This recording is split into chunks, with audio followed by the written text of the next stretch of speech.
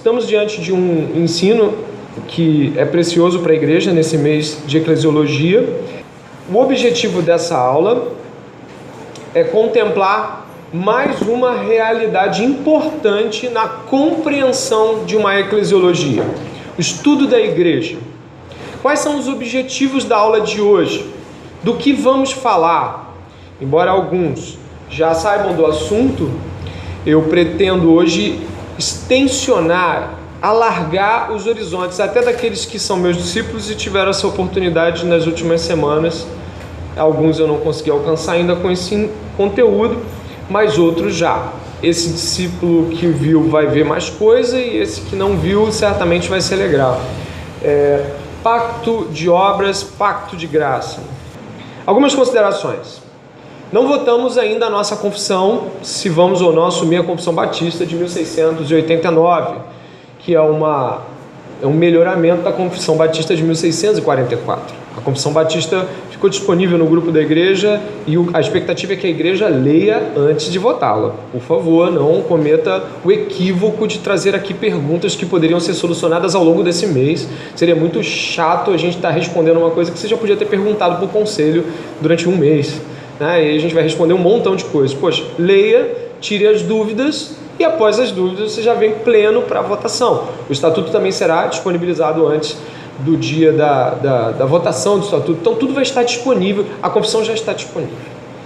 Apesar da Confissão Batista de 1689 trazer essa questão, nós já tomamos a questão do pacto da graça, ou a percepção da graça de Deus em termos pactuais, como parte da nossa eclesiologia. Em que sentido?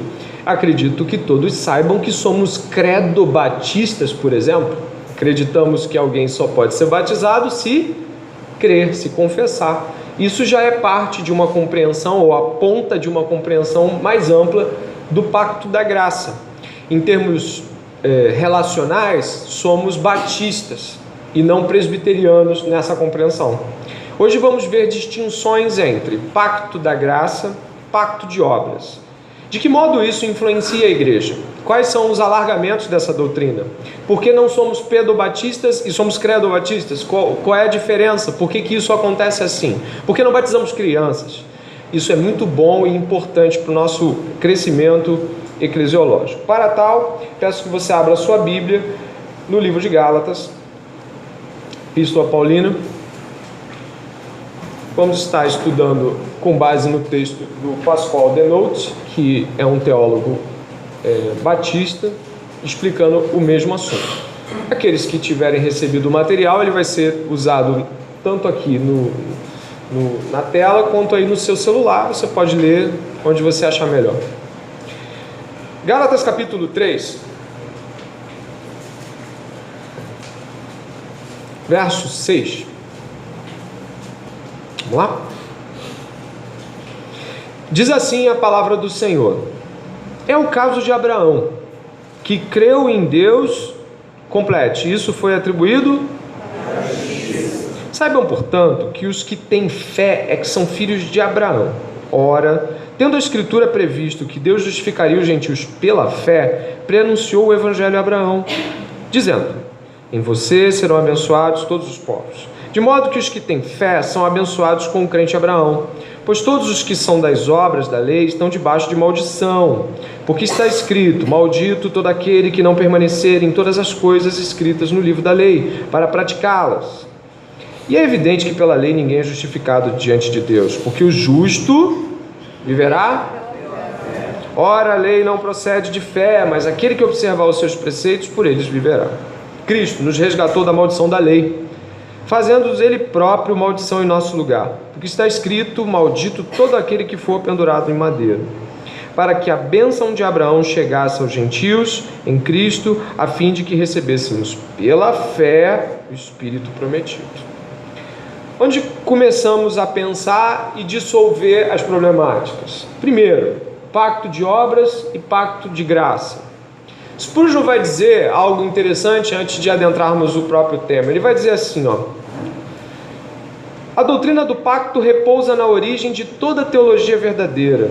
Tem sido dito que aquele que entende bem a distinção entre o pacto das obras e o pacto da graça é um mestre de teologia. Estou persuadido de que a maioria dos enganos que os homens cometem concernente à doutrina das Escrituras é baseado sobre erros fundamentais com respeito ao pacto da lei, da graça. Ele coloca a coisa num ponto, né, a gente tem aqui uma elevação da doutrina. Vai dizer, olha, está acima daquilo que você pensava sobre as demais doutrinas. Ela está se subelevando. Mas o que é teologia pactual? Estamos falando de pacto, então vamos começar. O que é uma teologia pactual? A teologia do pacto é também uma hermenêutica, uma abordagem do entendimento das Escrituras, uma abordagem que tenta explicar biblicamente a unidade da revelação bíblica. Logo, uma hermenêutica é um olhar totalizante. Você olha para algo com um par de óculos e vê tudo naquela forma. Uma hermenêutica, por exemplo, uma hermenêutica de teologia da prosperidade, vai pegar todos os arranjos que você tiver na Bíblia sobre Deus abençoar e vai apontar para o teu bolso. Uma hermenêutica de confissão positiva vai pegar todas as palavras que tiver na Bíblia dizendo que vai dar certo e vai falar, agora fala em voz alta, diga para si mesmo. Isso é uma hermenêutica, é uma maneira de ver o todo. A hermenêutica pactual olha para as Escrituras e coloca elas numa perspectiva de que Deus propõe não seria correto, mas ordena pactos, alianças, e que isso é um modo de ver no todo aquilo que no micro acontece entre os personagens, entre Davi, entre Abraão e todos mais. Existe um pacto ou pactos ali acontecendo. Então, uma teologia pactual é um olhar do todo. Mas também continua o mesmo autor, o Lyndon Duncan. A teologia do pacto é uma mistura de teologia bíblica e teologia sistemática. A gente vai explicar. Teologia bíblica no sentido de que a teologia do pacto reconhece que a própria Bíblia estrutura o progresso da história da redenção através da sucessão dos pactos. É teologia sistemática porque reconhece os pactos como um princípio arquitetônico, organizador, fundamental para a teologia da Bíblia. Não vamos olhar para as coisas com perspectivas autorais ou vamos olhar com uma leitura da história, do contexto histórico, não. Nós não vamos pegar nada fora da Bíblia para falar da Bíblia.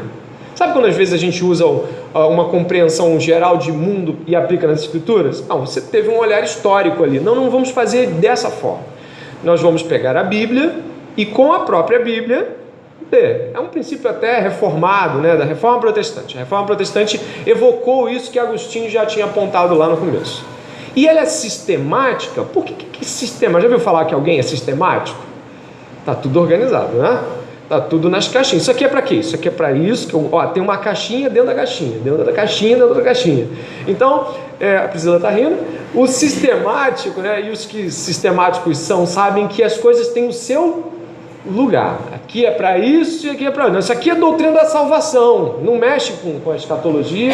Tem ligação, mas deixa a escatologia na escatologia. Então, nós estaremos tratando também de algo sistemático, algo organizado. Foi? Então ela é bíblica porque não vamos tirar nada de fora da Bíblia para explicá-la, e ela é sistemática porque ela organiza os processos e os andamentos. E aí continua, né, mais um nuance aí. Dessa forma ela consegue integrar o ensino bíblico sobre as representatividades federativas de Adão e Cristo. Federativa? Sim, Adão representava um modelo de raça humana e Cristo outro.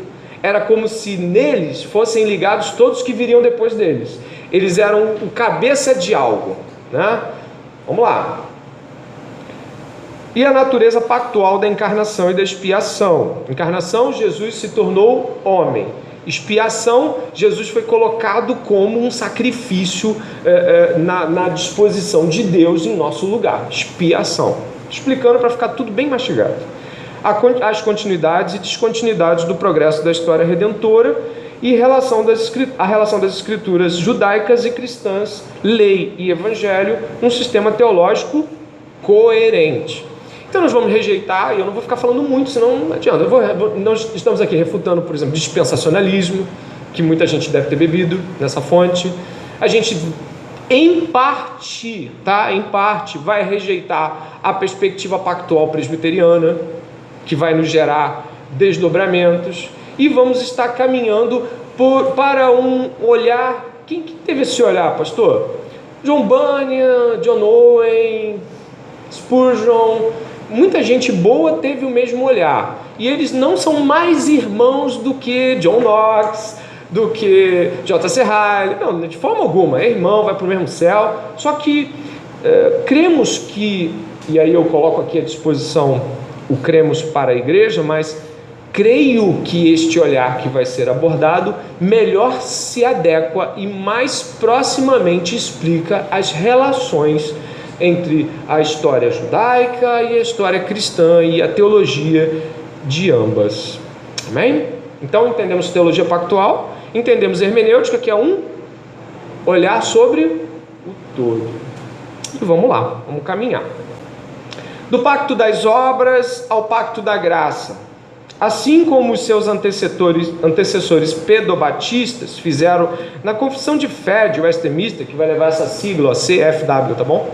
Tudo bem? Os batistas particularmente afirmaram na Confissão Batista de Londres de 1689 um único pacto da graça e apenas um povo de Deus desde Gênesis a Apocalipse. O pessoal que é dispensacionalista vai falar que tem Israel e a igreja, que Deus tem um destino para Israel e tem um destino para a igreja. Deve ter ouvido falar sobre isso. Rejeitamos isso e vamos ver por que rejeitamos, tá bem?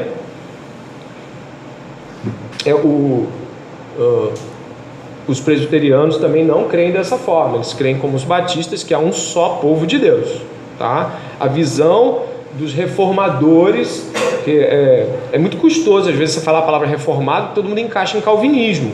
Estamos falando dos reformadores, tá? A visão de Melanchthon é a visão de um monte de gente do século XVI que não era calvinista, ou não era agustiniano em seu princípio salvífico. Então a gente está falando de algo que a igreja que se reformou no século XVI tomou por base, a teologia pactual. O dispensacionalismo surge no século XIX numa tentativa de explicar a comunicação de Deus em cada tempo, ignorando aspectos centrais, como por exemplo o Evangelho. O Evangelho, para o dispensacionalista, ele não é o fio condutor da relação de Deus com o homem. Não é. O dispensacionalista ele vai crer em que Deus fala de determinada forma, ele cessa aquele modo de falar, ele fala de outro jeito, ele cessa aquele modo de falar, ele fala de outro jeito. Não vejo dessa forma, não vejo biblicamente coerência para isso. Vamos lá, os batistas particularmente afirmaram a Confissão de Fé Batista de Londres de 689, um único pacto de graça e apenas um povo de Deus desde Gênesis e Apocalipse. Não só os batistas compartilharam essa convicção da mesma salvação pelo pacto da graça em toda a Bíblia, mas endossaram totalmente o conceito de pacto de obras, que foi quebrada por Adão e consumada por Cristo. A gente vai avançar e vai explicar. No entanto, a Confissão Batista não é uma mera cópia da Confissão de Westminster, e o capítulo 7, sobre a aliança de Deus, é o testemunho importante da forma como os batistas particulares modificaram a compreensão prevalente sobre a teologia federal. Eu escrevo modificaram em vez de rejeitaram, porque mesmo em relação às alianças, os batistas particulares compartilhavam muito da Confissão de Westminster ensina. Como o homem pode merecer a vida eterna diante de Deus? É uma pergunta introdutória para a compreensão. Como o homem pode merecer a vida eterna diante de Deus? Pergunto, o homem pode merecer?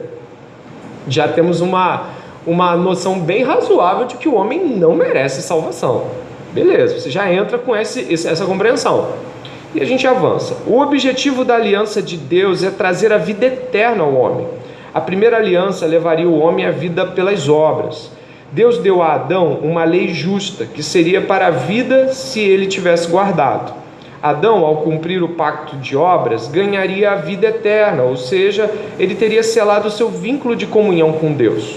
Em justiça por sua obediência em alcançar a incorruptibilidade e a imortalidade. Portanto, existe um pacto que Deus selou com Adão, o primeiro homem. E esse pacto era: se tu obedecer, permanecerá na disposição favorável de todas as coisas. Se tu obedecer, não vai ganhar mais por isso. Não é, quanto mais tu obedece, melhor fica para você. Não, aí seria mérito. Não, Deus sela esse pacto com Adão, colocando ele na obediência. Se você obedecer, permanece. Se você quebrar, perde. E maldições sobrevirão sobre você. Ponto. Por que é importante citar isso? Porque sobre Adão, a obediência não lhe traria benefícios a mais, mas o manteria na disposição da graça de Deus. Deus foi bom com Adão. Deus deu tudo a Adão. Deus deu de si mesmo a Adão. E aí falou: Adão, é tudo seu. Mas se você desobedecer, perde tudo isso. E você morre. Ainda tem mais, você morre. Você vai morrer. Portanto, o pacto de Deus com Adão não cumpriria o fato de que Adão fizesse por merecer e fizesse para ficar mais do que antes. Não, a obediência de Adão era um sinal entre Deus e Adão. A obediência marcaria a condicionalidade, mas não avançaria. Deus não ia ficar melhor para Adão se Adão obedecesse. Está sendo claro? Está indo bem claramente? Deus não ia ficar mais Deus. Olha, quanto mais Adão obedece, melhor eu fico para ele. Como eu gosto que ele obedeça, eu trago mais presentes. Não, não é isso. Era uma marcação, era um símbolo entre os dois. Eu te faço bem. Permanece no bem, que eu continuo te fazendo bem. Permanece comigo, que tu tem todas as coisas, né? Me parece muito claramente observável a condição do filho pródigo, né? Se o filho pródigo está lá, ele está convivendo com todas as bênçãos de Deus, ele decide sair. Então, quando ele volta para o pai, né? O filho perdido volta para o pai, ele não ganha mais do que ele tinha, ele ganha o que ele tinha. Ele volta para a posição onde ele estava em termos de relacionamento, em termos de confiança, em termos de tudo aquilo que ele era. Vamos caminhar. Aos poucos aí eu vou abrindo para questões, perguntas e respostas.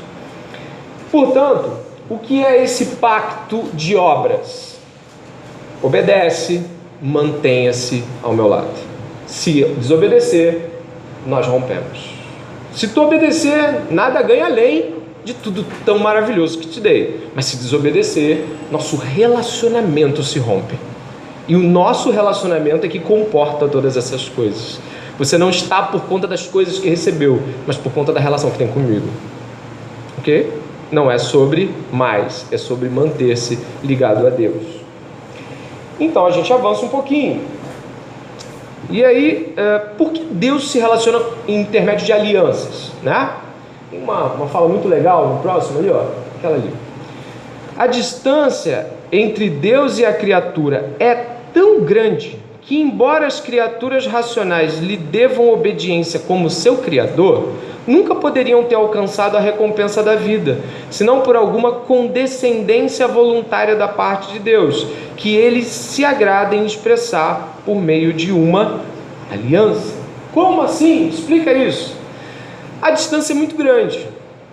Se Deus não se abaixa e oferece uma relação de aliança, o homem não consegue alcançá-lo.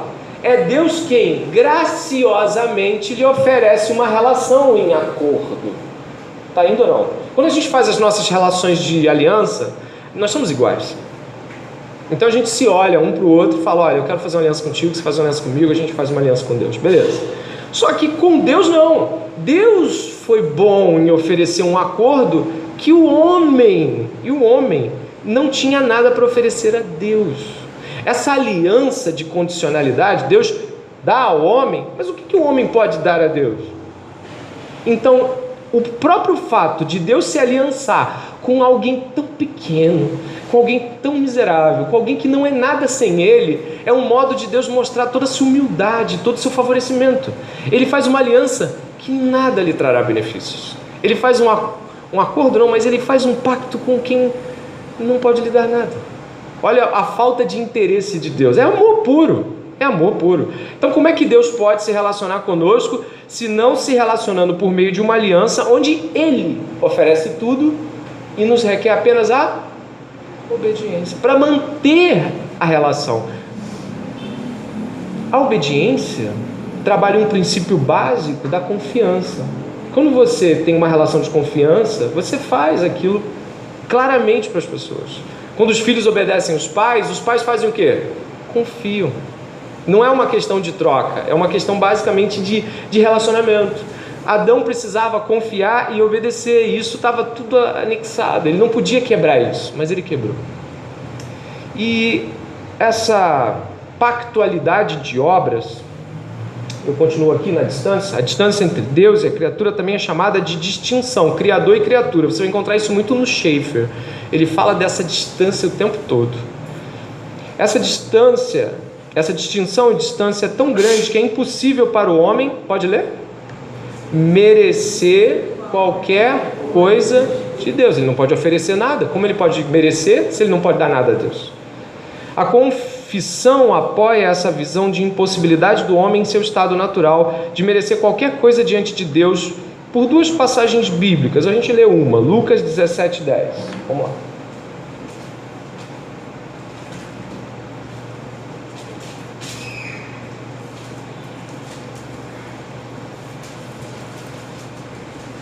Foi?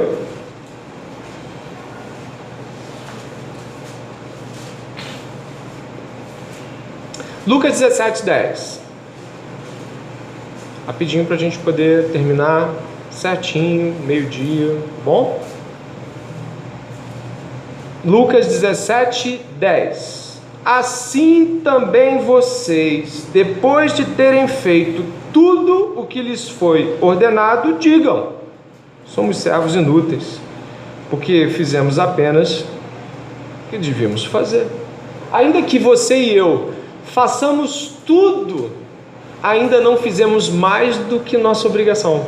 Ainda que pudéssemos cumprir toda a lei, isso não seria mais do que obrigação. Olha o que ele fez. Me deu a existência. Deus deu todas as coisas. É o Senhor de todas as coisas.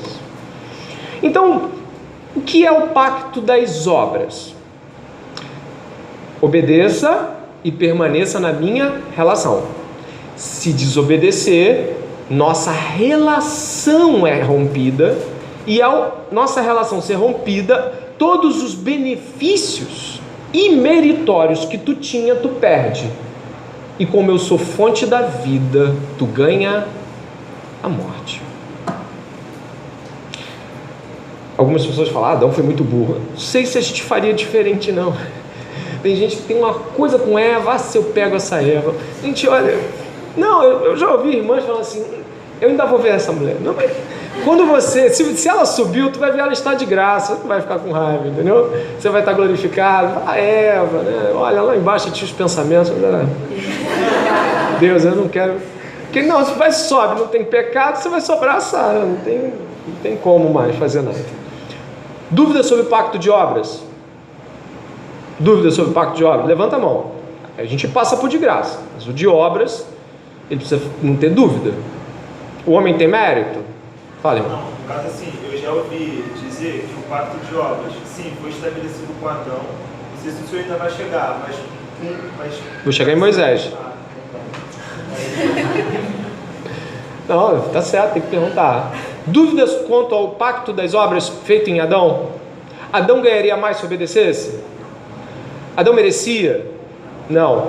A obediência mantinha o relacionamento, não o ampliava, não o esticava. Isso foi feito com a nossa raça. Os de Adão foram feitos com o pacto das obras. E então a gente avança, né? Vai no pacto de graça. O que é o pacto de graça? Já que o pacto de obras ficou claro. O pacto da graça é o meio pelo qual Deus deu a vida eterna aos homens após a queda.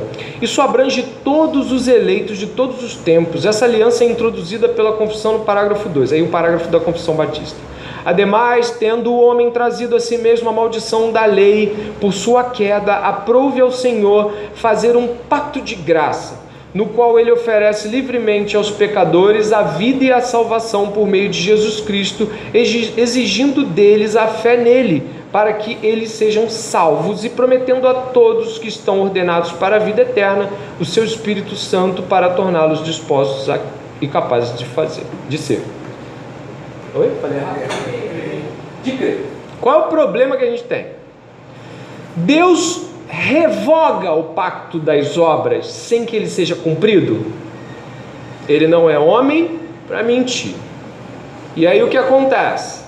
Todo filho de Adão está nascido na carne sob o pacto das obras. Todo filho de Adão tem que pagar esse pacto. Eu, você e os que ainda vão nascer. Não tem como fugir.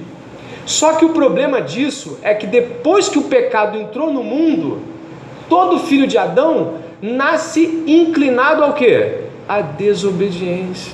Então, ao mesmo tempo que eu tenho uma obrigação a pagar, que é o pacto das obras, eu preciso ser obediente para ter relacionamento com Deus, eu não quero.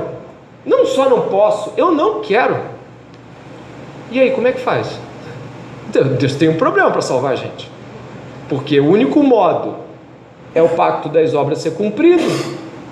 O que Deus faz? E aí é que está o pacto da graça. O favor imerecido de Deus é dispensado aos filhos de Adão somente se os filhos de Adão cumprirem a lei. Só que tem um problema, a gente não consegue. O que Deus faz então? Ele coloca dentro da raça um filho de Adão especial, no mínimo para dizer isso, Jesus. Ele é filho do homem, mas ele é filho e ele nasce sem a semente da desobediência. Ele nasce em carne, mas seu espírito, que gerou no ventre de Maria Jesus, gera um homem sem pecado, capaz de cumprir o quê? A lei. Um novo Adão. Brinco eu o videogame zerou com Jesus, né? Voltou para o começo. É um novo para tudo. Se ele conseguisse cumprir a lei, ele conseguiria começar uma nova espécie de homem. Por isso Jesus precisou cumprir a lei, porque ele nasceu debaixo da lei, debaixo da mesma maldição que todos nós. E o salário do pecado é a morte. Como um filho de Adão autêntico, ele precisava fazer o quê? Morrer. Mas ele não tinha pecado. Então ele volta. E a gente vai visitar esse cenário. Venha em Gálatas.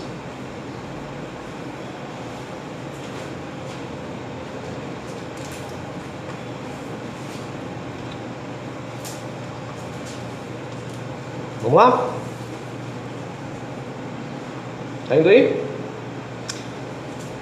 Gálatas, no texto que lemos, exatamente no mesmo texto, tá bom?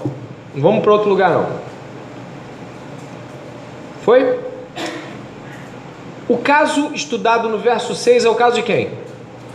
Caso de? Pergunto para você. Abraão tinha lei sobre ele? Tinha lei sobre ele? A lei de Moisés veio antes ou depois de Abraão? Se Abraão não tinha lei sobre ele e nenhuma obrigação para ele cumprir, e todas as promessas que Deus fez a Abraão não eram condicionalizadas a nenhuma obediência, ele não ia ganhar o filho se obedecesse, não ia ganhar a terra prometida se obedecesse, ele não ia ganhar a geração se obedecesse. Tudo que Deus prometeu para Abraão, ele em nenhum momento falou, mas se você fizer isso, perde aquilo. Mas se você fizer isso, perde aquilo. Em nenhum momento, preste atenção como isso é grave. Deus faz ofertas a Abraão que lhe requerem obediência. Deus vai empurrando Abraão. Tem um momento que ele dá a mulher dele lá para os outros, sai do lugar e ainda leva presente. Explica. O que é Deus prometer? Descendência e terra e bênção e não cobrar? O nome disso é evangelho. Isso é o Evangelho. Deus prometeu a Abraão o Evangelho e o fez antes da lei, porque a graça se manifestou a Abraão. E quando Moisés trouxe o ministério da lei, não tem a lei? Os 10 mandamentos e toda aquela série de prescrições para Israel, aquilo não veio para que fosse cumprido. Mas então para que servia? Para mostrar o que foi quebrado. Moisés e as leis que Deus deu a ele não salvariam pessoas, não, só demonstrariam que Adão quebrou. Agora é como se fosse assim: então foi isso. Por isso você lê em Romanos: onde abundou o pecado, superabundou. Por quê? Porque depois que eu descobri que eu era mal, do jeito que a lei falava, e aí vem a graça. Então eu olho para a graça de uma maneira mais abundante, porque eu não sabia que o pecado era tão gritante. Mas a lei não vem para salvar. A aliança com Moisés é a aliança de maldição. Tu acabou de ler isso aqui agora. Maldito todo aquele que não cumprir. Então todo mundo aqui é o quê? Maldito. O pacto das obras ficou evidente em Moisés. Cumpre estas obras e por ela viverás. Mas dá para cumprir? Não. O que Deus faz o tempo todo? Antes de demonstrar requerimentos, Deus oferece graça. Deus, antes de Adão, fez o jardim para ele. Depois falou: obedece. Deus trouxe a Abraão o Evangelho. Depois para Moisés: obedece. Te pergunto: o mar vermelho se abriu antes ou depois dos 10 mandamentos? Deus salvou o povo e deu lei, ou deu lei para salvar? Está pensando ou não? Deus tirou o povo do Egito e deu as tábuas, ou deu as tábuas para tirar do Egito? Pode falar. Primeiro ele salva e depois ele diz como viver. Isso é o Evangelho. Primeiro Deus salva, porque é incapaz, a nossa capacidade de ser salvo por meio de cumprimento não existe. Então Deus tira o povo do Egito, abre o mar, num batismo tipificado, e dá o quê? As ordenanças para falar: vive assim. Isso é o Evangelho. Por isso que ninguém dá doutrina antes de dar Evangelho para uma pessoa. Olha só, você tem que largar isso, você tem que parar com esse adultério. Não, deixa eu te pregar o Evangelho. Não adianta mandar um adúltero ímpio parar de adulterar como se isso fosse limpar a barra dele. Brinca com não dá. O que é então a relação do que nós estamos tratando aqui? O pacto das obras em Adão ficou evidente em Moisés. Nossa, está tudo lá. Tudo que a gente quebrou no Éden, Moisés mostrou. Mas o ministério de Moisés não era um ministério para salvar pessoas. Era para demonstrar a lei, para mostrar a extensão do pecado. Então, o Evangelho é em Abraão. Abraão foi justificado pela fé. E o que é fé? Crer que Deus é e fará o que diz que fará. Ponto. Quando eu creio que Deus fará, automaticamente eu creio em quem Ele é. Se Ele disse que vai me salvar, é porque Ele tem poder para me salvar. Se Ele disse que Ele não vai deixar eu ver a morte, a corrupção, é porque Ele tem poder para me salvar da morte. Se Ele disse que vai me proteger, é porque Ele tem poder para me proteger. Logo, o Evangelho requer fé e não obras. Mas depois que eu me converto para a fé do Evangelho, eu quero cumprir os mandamentos, porque eu tenho um espírito renovado e eu tenho vontade e desejo pela lei do Senhor que foi colocada em nossos corações. Jeremias 31:31. Ele escreveu a lei nos nossos corações, não em tábuas de pedra. Eu avanço lendo o texto. É o caso de Abraão, que creu em Deus e isso lhe foi atribuído para a justiça. Saibam, portanto, que os que têm fé é que são filhos de Abraão. Ora, tendo a Escritura previsto que Deus justificaria os gentios pela fé, pré-anunciou o quê? O que você leu aí na sua Bíblia? Pré-anunciou o Evangelho a Abraão, dizendo: em você serão abençoados todos os povos Ele falou isso para Moisés? Não. Quem morreu no deserto, lá com Moisés? Todo mundo, certo? Só viveu os filhos daqueles caras. Deixa eu te perguntar, os filhos deles viram o que aconteceu no Egito? Não. Eles viram a passagem pelo Mar Vermelho? Não. Os filhos daqueles homens que foram prostrados no deserto tinham que acreditar por fé. Eles tinham que crer que Deus fez e tinham que crer que Deus faria, mas o que eles tinham era só o deserto. Entendeu por que eles entraram? E Josué e Caleb? Entraram por quê? Porque creram que Deus era maior do que os gigantes de Canaã. Creram, não viram, creram e entraram.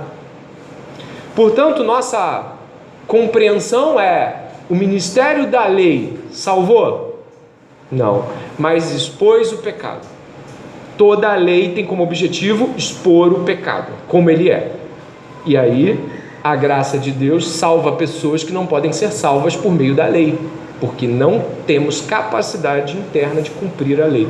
A lei foi dada para que a ofensa fosse aumentada. A lei foi dada para que o pecado fosse visto grande e terrível como ele é, porque onde abundou o pecado, superabundou a graça de Deus.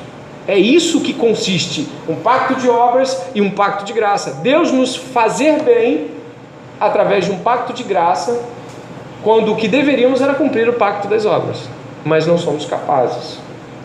Eu avanço. Verso 9: de modo que os que têm fé são abençoados com o crente Abraão, pois todos os que são das obras da lei estão debaixo de maldição, porque está escrito: maldito todo aquele que não permanece em todas as coisas escritas no livro da lei, para praticá-las. E é evidente que pela lei ninguém é o quê? Justificado diante de Deus, porque o justo... Aí Paulo vinha, mas não é circuncisão, rapaz, tu não vai para o céu por causa de circuncisão. Como é que um adventista vai dizer que tu vai para o inferno porque não guardou o sábado? Como é que tu não subiu a escadaria? Por que tu não tem materialidade que aplique-se num cumprimento que te salva? Não existe. Nada que tu faça te salva.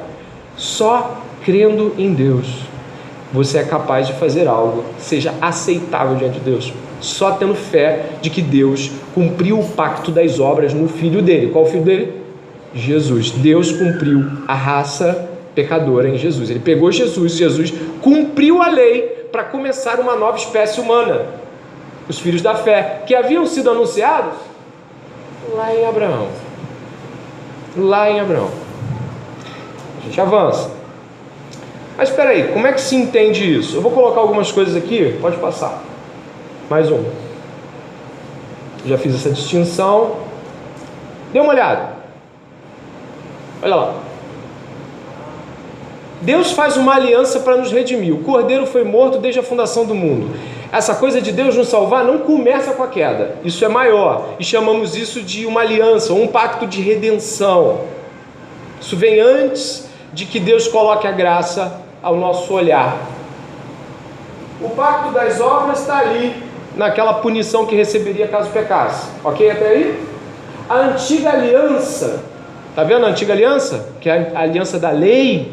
Ela foi colocada em contraposição à nova aliança, que nós hoje tomamos parte com a ceia. Essa aliança é o quê? É uma aliança que expõe o caráter gracioso de Deus.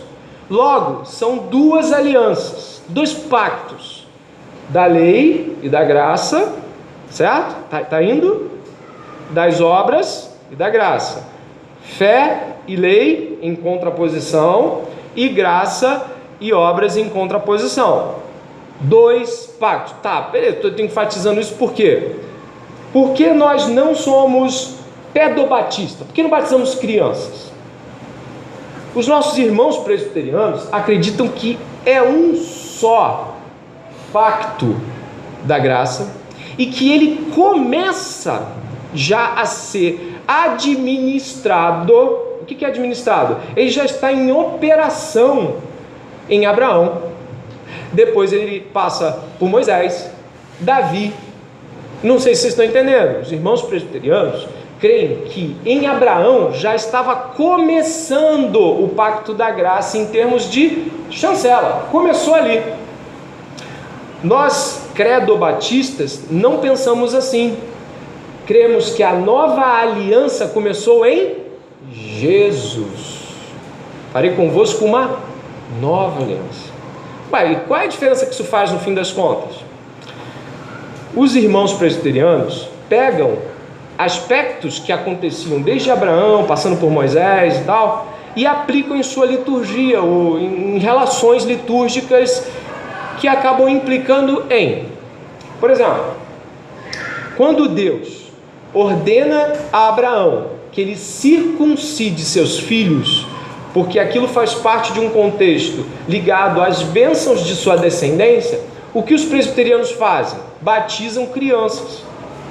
Eles pegam um aspecto da aliança com Abraão e aplicam na aliança que temos hoje com Jesus Cristo, porque para os presbiterianos é uma aliança em continuidade, e isso gera um problema que tu talvez não saiba o tamanho. Talvez você fale, mas isso dá um problema enorme. E qual é o problema? Tem mais um gráfico ali interessante para a gente ler. Dá uma olhada aqui. Está conseguindo ver? Batistas presbiterianos. Está gravando.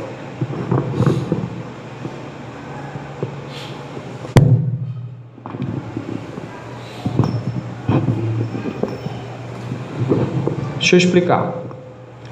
Para os presbiterianos, nossos irmãos, tá? Deixa claro, não é primo não, tá bom? Então daqui a pouco ninguém tá ouvindo Augustus e tal, pô.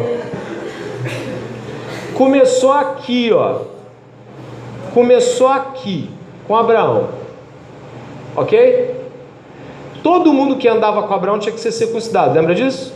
E todo mundo, estrangeiro ou não, que estivesse com Moisés, também tinha que ser circuncidado. Então você tinha um povo que tinha um coração em Deus e um povo que andava do lado, que não era propriamente salvo, mas estava usufruindo dos benefícios terrenos da aliança. Está indo ou não? Então o povo que estava andando com Moisés, ele não era abençoado? Sim ou não? Se tivesse o estrangeiro não ia comer do pão que Deus estava dando descer do céu, todo mundo ia ser abençoado, mas todo mundo ia ser salvo? Não. Então o presbiteriano crê que tem uma igreja visível e uma igreja invisível. A visível é salvo e não salvo. Por exemplo, as crianças que recebem batismo são uma espécie de circuncisão, e elas permanecem lá, e muitas não salvas continuam lá e tomam ceia depois. Então você tem um corpo de pessoas que sempre vai estar na igreja, mas nunca é salvo. Se batizou, confessou, mas não é salvo. Os católicos também têm essa prática de pedobatismo, por exemplo. E tem o pessoal que é salvo. Isso tudo porque as alianças para eles começaram a valer enquanto pacto de graça aqui em Abraão. Isso é muito sério, eu não sei o quanto isso alcança você, mas isso é sério demais. Os batistas não. Eles creem o seguinte, que Deus foi eliminando paulatinamente esse tipo de compreensão, conforme a revelação se tornou progressiva. Está olhando aqui, ó? Os não salvos aqui, tá vendo? Esse maclarinho aqui, tá vendo? Ó, Abraão, aí Deus deu a lei para Moisés, o negócio ficou mais estreito para andar com Moisés, não ficou? Aí os profetas sentando a mão, falando tudo que tinha que falar, até que você chega ali, Isaías, Ezequiel, Jeremias, falando assim, se não for por aqui, não vale, não foi? O jejum que Deus quer não é esse, e o templo você está dando pão imundo, Malaquias vai falar, chama ele de pai, é pai mesmo. Então os profetas, eles foram afunilando a relação, até que vem quem? Jesus. Olha lá a cruz. Para um presbiteriano, o pacto da graça começa aqui. Logo, as administrações que acontecem precisam receber uma nova roupagem dentro da... E aí o que você tem? O presbiteriano chama de sacramento, porque ele acredita que a ingestão e a participação são uma espécie de ato ritualístico quase purificatório. Já o batista, ele não crê dessa forma, ele crê que é memorial. Ele não crê que é um sacramento, não torna ninguém sagrado. Comer o pão, mas são memoriais condignos de aceitação e continuação. A relação que você percebe é que só está no pacto da graça quem creu pela fé. E aqui, mesmo quem não crê pela fé, está lá na igreja, está batizando e até a liderança. essa aparente contradição faz com que, eu acho que aqui alguém já deve ter visto isso e até me disseram que viram pessoalmente, nunca um batista vai plantar uma igreja com um presbiteriano, né? Não foi isso que vocês viram numa palestra? Por quê? O batista não vai entrar nessa. Por que cresce assim? Alguns dizem que os presbiterianos, muitos deles já sacaram que isso não é um caminho, mas se você tira isso do presbiterianismo, ele vira o quê? Batista. Aí é uma questão de tradicionalismo também. É uma questão de não querer romper. Alguns acreditam, de fato, de que essa aliança que começa com Abraão e vai até Jesus, ou Jesus trabalha de Abraão a Jesus, é a mesma. Já eu não creio dessa forma, eu creio que é uma nova aliança em Jesus. Aquela foi cumprida em Jesus com as obras que Jesus cumpriu. E a que Jesus inicia é a aliança da fé. Só que tem uma coisa. Como é que então o pessoal foi salvo no Velho Testamento? Pela obra? Não. Porque creu. Como Deus não pode mentir e disse, Gênesis 3,15, eu vou enviar um que vai pisar a cabeça, um descendente de Eva que vai pisar a cabeça da serpente. Quem Deus prometeu? Jesus. Todo mundo que foi sendo salvo no Velho Testamento, e no Novo, mas no Velho Testamento, foi salvo pela fé nesse descendente. Quando Jesus veio, ele chancela, ele cabalmente cumpre as obras e marca o início da nova aliança, ainda que todos que creram só poderiam ter sido salvos pela fé. Isso é magnífico, é lindo, esplendoroso. Mas qual é o problema que isso incorre? E aqui eu termino. O problema que incorre é que, se você não sabe explicar isso, talvez você tenha problemas com os visitantes. Por que vocês batizam quem crê e não batizam bebê? Que tipo de coisa é a diferença entre obras e lei? É preciso que isso seja esclarecido. Eu abro para algumas perguntas breves. Eu não vou nem abrir para aqueles comentários de consideração, mas perguntas breves.